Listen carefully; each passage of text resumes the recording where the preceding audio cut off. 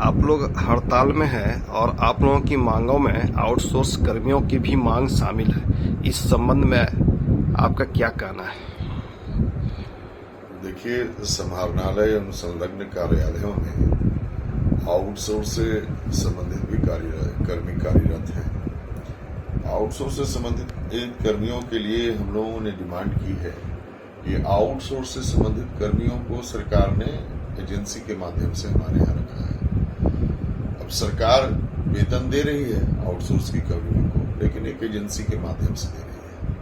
अब एजेंसी अगर के माध्यम से आता है तो उसमें सर्विस चार्ज, जीएसटी और अन्य तरह की कटौतियां भी कर्मियों को की जाती है। जो कर्मियों का वेतन निर्धारित है वो कर्मियों को वेतन वास्तविक रूप से प्राप्त नहीं हो पाता।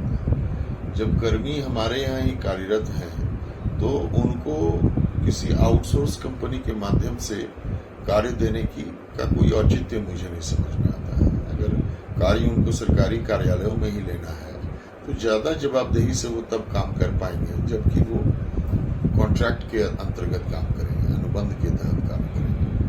और हम लोगों की यही डिमांड है कि आउटसोर्स के जो कर्मी हैं उनको अनुबंध पर सीधे सरकार अपने अंतर्गत रखे और उनको जो वास्तविक रूप से उनके निर्धारित वेतन है वो दिया जाए। जैसा हम लोग सब लोग जान रहे हैं कि आउटसोर्स के कर्मियों को जो वेतन है 18,000 और कटौती वगैरह होकर 14,000, कहीं 12,000 इस तरह का वेतन का भुगतान किया जा रहा है। तो निश्चित रूप से उनके साथ अन्याय हो रहा है और इसको तत्कालिक प्रभाव से जो है सरकार रोक सकती है कि सीधे कॉन्ट्रैक्ट पर उनको रखे। और ये भी मांग है कि अन्य राज्यों में जो है उनको 60 साल कर दिया गया है उनकी सेवा को, जैसे बिहार में अभी हुआ है, मध्य प्रदेश में हुआ है, तो वो किया जाए। इसके अलावा ये भी है कि जितने भी आउटसोर्स कर्मी हैं समाहरणालय में भी हैं, ज्यादातर हमारी मांग तो समाहरणालय से ही संबंधित है, इनके लिए सरकार ने एक यूनिफॉर्म, उनकी सेवा में यूनिफॉर्मिटी लाने के लिए एक हाई पावर कमेटी जो है गठित की है सितंबर 2023 में,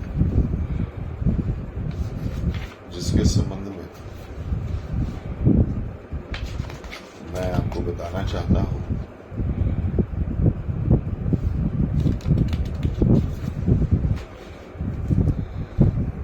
एक मीटिंग हुई थी 14 सितंबर 2023 को under the chairmanship of chief secretary for reviewing status of outsource manpower personnels.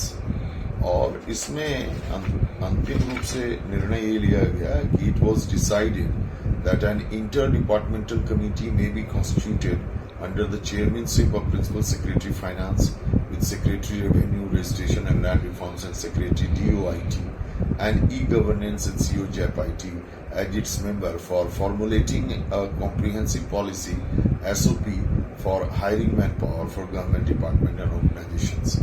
ये लेटर जो है ये additional secretary DOIT and e-governance के मेमो नंबर 2066 डेटेड 29/2023 के तहत सभी डिपार्टमेंट्स को जो है सूचित किया गया है। लेकिन ये हाई पावर कमेटी जो है या ये कमेटी जो कॉन्स्टिट्यूट की गई है इसके द्वारा अभी तक SOP या एक कॉम्प्रिहेंसिव पॉलिसी का डिसीजन नहीं हो पाया है, बनाया नहीं जा सका है, जिसके कारण सही तरीके से इस पूरे सेक्टर को जो है वो नियमित नहीं किया जा पा रहा है। उनकी बहुत तरह की समस्याएं हैं, उनके अवकाश से संबंधित समस्याएं हैं, अन्य सुविधाएं हैं, मेडिकल है, इंश्योरेंस है और भी तरह की चीजें हैं जो नहीं सॉर्ट आउट हो पा रही हैं। तो सरकार कम से कम इस चीज को रेगुलेट करे और इनकी अन्य जैसे मध्य प्रदेश में और बिहार में इनकी सेवाओं में को 60 साल करने की बात की गई है, उससे संबंधित पत्र भी हम लोगों ने सरकार को दिया है।